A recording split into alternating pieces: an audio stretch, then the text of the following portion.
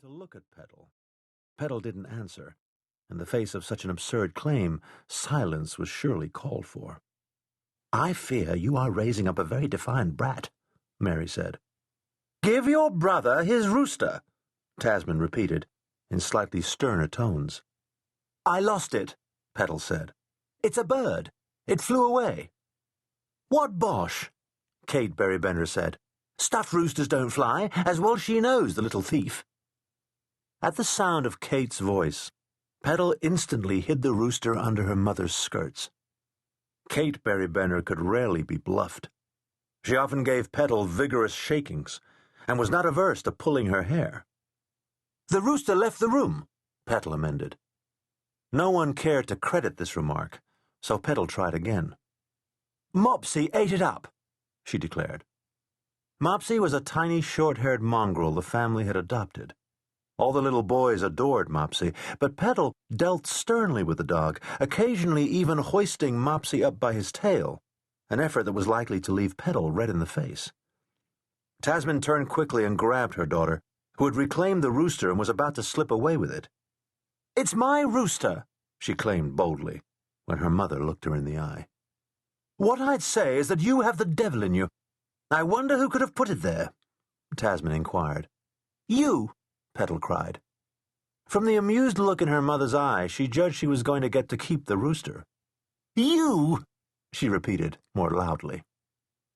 No one in the room bothered to disagree. Vicky and Buffum, mothers of mere boys, both smiled. Queen bee of the nursery, Petal swept all before her.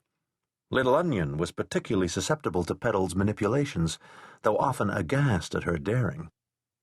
"Wasn't it you, Tasmin, who once said that only small children are sincere?" Vicky remarked.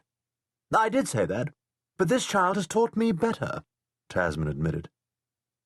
Petal, confident now that none of the older boys, or her twin brother either, were going to challenge her possession of the stuffed rooster, strolled casually toward the 5 small males.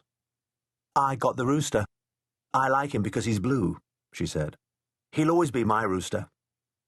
Petal liked to rub it in. 2. Above all, she didn't want to think.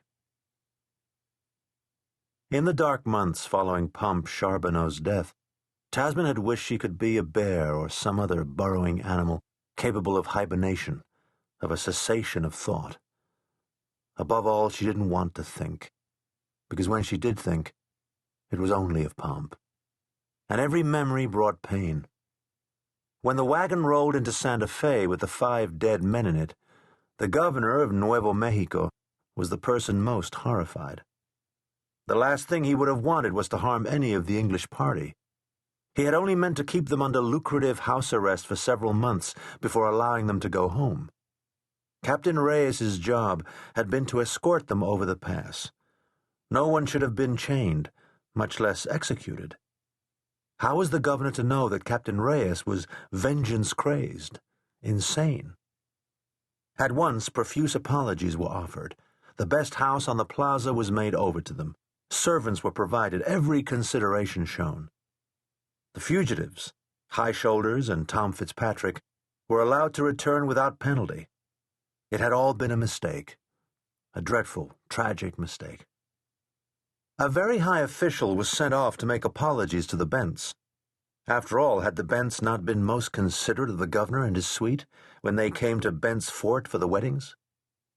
Once settled into their handsome house, the Berrybenders were frequently invited to the palace. Doña Margareta loved music.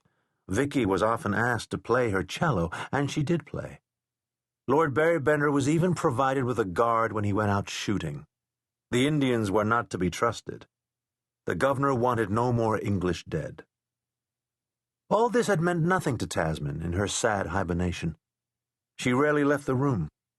From a large window she could see the cold sky, the mountains draped with snow. She stared for hours as the children in her belly grew. The only visitors she welcomed were Kit and Jeff, the former because he had been there when Pomp was arrested. He had observed the mad Captain Reyes. With Kit she could go over the tragedy, try to understand it. She wanted